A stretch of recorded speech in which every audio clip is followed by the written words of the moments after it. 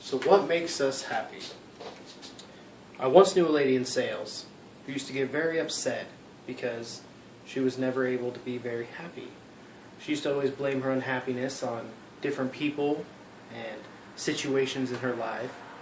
But at the same time, you would always wonder, why was she not focusing on different habits that would be able to make her happier?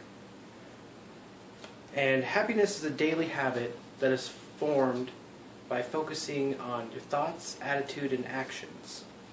Scientists believe that 5% of the global population is suffering from depression. And that depression is due to a lack in chemicals, either serotonin or dopamine. And on the other hand, society is under the impression that you can be happier just by the things that you're able to buy, or things like that. Happiness, I think, though, is a daily habit that is formed by focusing on your thoughts, attitudes, and actions. So what is happiness? Happiness can come from accomplishing tasks or helping others.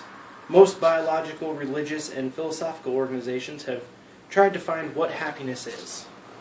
On the other hand, most society think it's just by the stuff we're able to accumulate, the things we're able to buy, and all those kind of things. Happiness can come from a habit that is maintained through thought. In Smile and Die by Barbara Enrich, that idea, she said, can lead to moral callousness.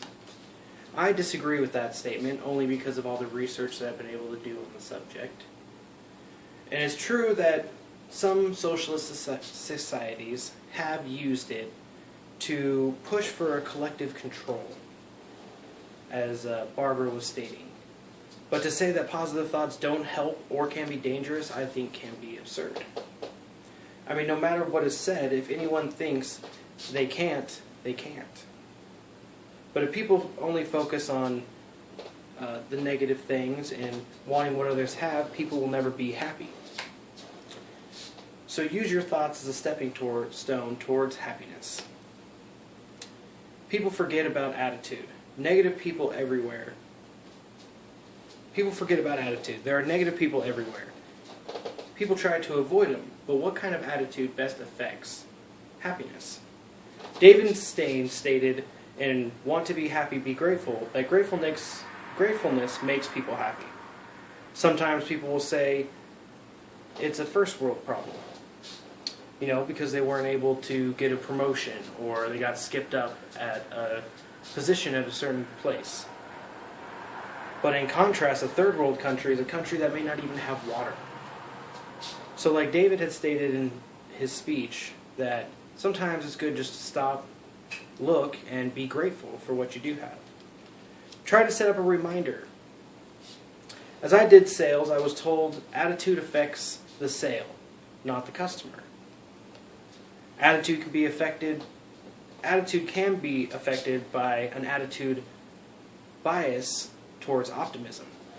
Taylor Sharrett in a conference stated, only people themselves can affect their happiness in one step, that is being optimistic about the future.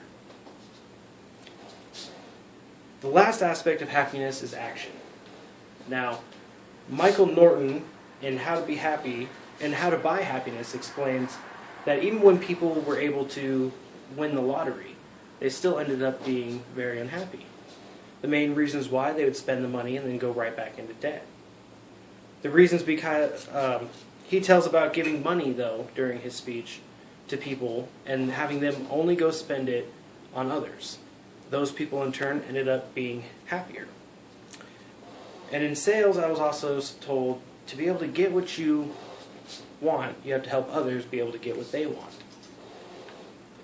And a majority of people know nothing in this world is free, and neither is happiness.